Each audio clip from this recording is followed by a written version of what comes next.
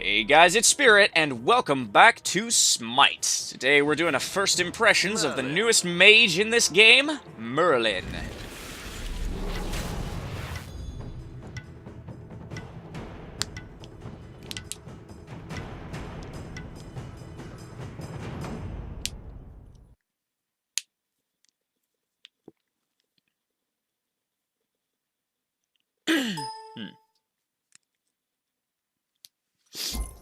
Alright. A land in need of true saviors. The pen is laid to rest and the story begins once more. Alright. Alright. Got some solid startup lines. Now then, Merlin is the quintessential mage from Arthurian mythology. Or Arthurian lore, I believe. Because if I remember correctly from one of my friends who talks about it all the time, Merlin and King Arthur and such were never part of mythology. They were a fictional story for the entire time of their creation. So, I'm not sure how they fit into mythology, but, yep, here we go. We're gonna start off with his abilities and then move into, potential combos, potential build sets. Although, since he's a mage... What are you doing? What are you doing? Sounded like you had a pretty cool idle animation that I missed. But yeah, since he's a mage, I'm assuming he'll just ride on the standard mage build. But what is his passive? Overload. Let me see here. Every time Merlin casts a spell, he gains a stack of overload. When Merlin next fires a basic attack, it will be augmented with lightning, dealing an extra damage to the first enemy. Okay, so let me see. If he fires any of his abilities, he gets a stack, and is it at maximum stacks? I'll have to check that out once I get into the Odin bots. Ooh, that is a nice basic attack. Looks like a mage magic ball indeed, which is nothing less than what I would expect. All right. His basic attack has no progression chain, which is fine. His first ability is Eclipse / Radiate Frostbolt. So let me see here. It's a line attack, as we saw when I pulled up the targeter. Merlin conjures an orb of condensed celestial energy that grows in size as it travels, dealing damage every 0.4 seconds and marking enemies' hits. So it is kind of a black hole, kind of a dark star. I saw this in my last Smite gameplay video as I was playing with and against a Merlin. Both teams had a Merlin on their side, and I saw these little black orbs with this star-looking thing swirling around it, and I was like, is that a black hole? Does Merlin throw black holes at people? Because that is severely cool. Alright, anyway.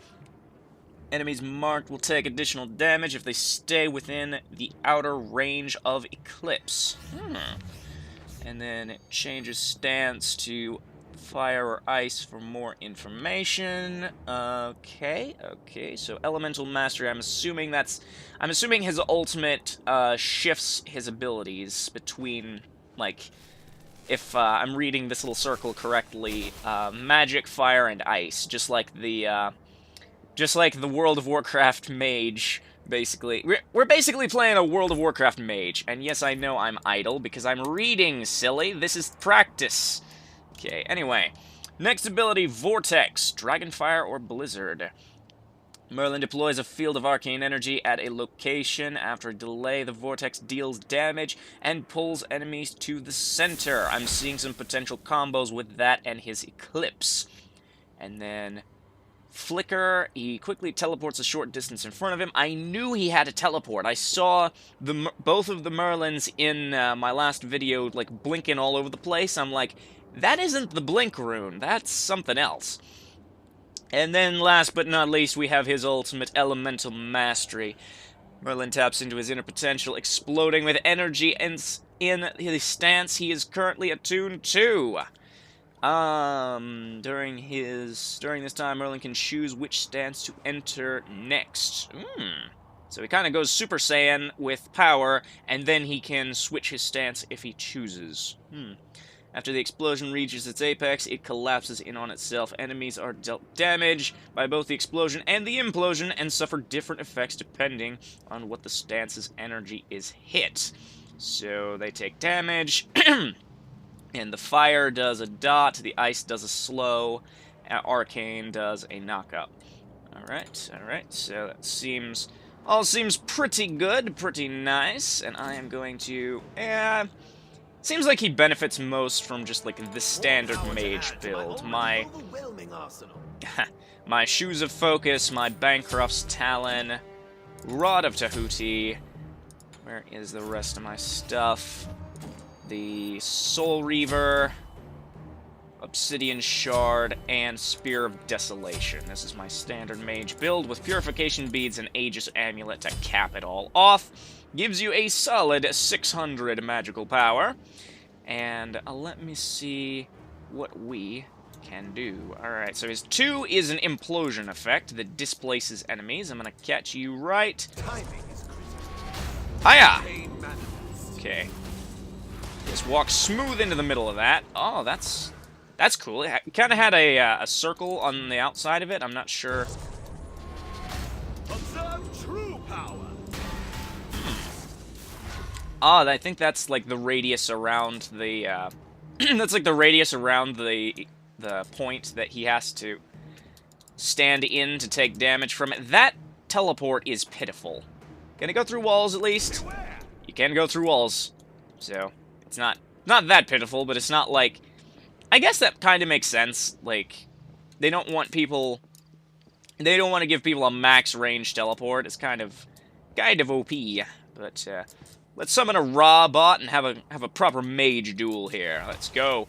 Let's go. Let's go. There we go. There we go. You were standing right in a black hole, good sir. All right. Now then, how does this work? Ah. So he rotates stances. It doesn't. You can't like choose which stance to be in. It rotates. So let's see what his abilities do in this stance. Let's cue the raw bot and have him miss. Ah, that's interesting. His first one, instead of throwing a black hole, I can kill you with basic attacks, good sir. Instead of throwing out a black hole that deals damage over time to anyone in the area, it sprays out like a flamethrower. So what does his second ability do in this instance? Oh, wow. Pretty good. It summons 2 dragon heads that flame blast everything in the middle. And does his... It just changes its animation. Alright, so... Let's see. Ow, ow, ow, ow. Okay. Now what does this do? Oh, it looks like it's a line shot that explodes on impact, which is exactly what it is. And then his 2, I believe I saw this in game while I was playing against him. It's like an ice rain. Ah, that's really cool. And I assume his teleport is just altered in animation. I want to see how much damage his ultimate alone can do. Like, get near me. Nope, it did like almost nothing. His ultimate's power, it's a very short range explosion. It's a very short range explosion, and it doesn't seem to do much damage. I assume they only added the damage bonus for flavor, like, if you're in that immediate vicinity, because I'll probably have to, like, walk up to him, or get somebody who's melee in here, just to check. That does very little damage, but it changes your stance. Praise the sun, indeed. Look at that fire spell. Right. So, my first impressions of Merlin are rather good. He seems like a very well-rounded mage, some very good flavor abilities with the switching between arcane, fire, and ice. Getting some really nice World of Warcraft vibes. Anyone who's played WoW will find him very intuitive because, well, mages in WoW have all of those same abilities. And, well, he seems like he's going to be really fun to play, because he's just got the most versatile kit ever. He's a mage with an escape move, which is always good, because, as I've always said, a slow mage is a dead mage. And I like the stance shifting, but I feel like it could be a bit more fluid, like maybe... like maybe give him, like, the option of which one to switch to, so you don't have to cycle through all of them. But, I guess if you like one more than any of the others, you could just stay in it and not use his ultimate, because his ultimate doesn't really do much in terms of offensive power. It just kind of boops everyone around you with a debuff, depending which stance you're in. So, I would probably... Personally, I would probably use Arcane or Ice the most, because, like, the Arcane has a lot of AoE potential, but Ice has a lot more targeted AoE abilities, like summoning a little singularity of ice to rain a blizzard down upon your foe. And, of course, this thing, you throw a friggin' black hole at people. I wasn't using that at maximum range. Huh. I have no idea why I wasn't doing that. I feel like I kind of gypped myself there, because I was only firing it at, like, close range, and it would only fire to there. But if you fire it out to there, it does a ton of damage and has a massive circle. That is actually really cool. So yeah, Arcane is a ton of AoE blast potential. Fire is a ton of direct damage, and Ice is a ton of, well, more direct damage, because he's a mage. So anyway, I really like Merlin, and I'm hopefully going to be... I'll probably play as him in my very next Smite video.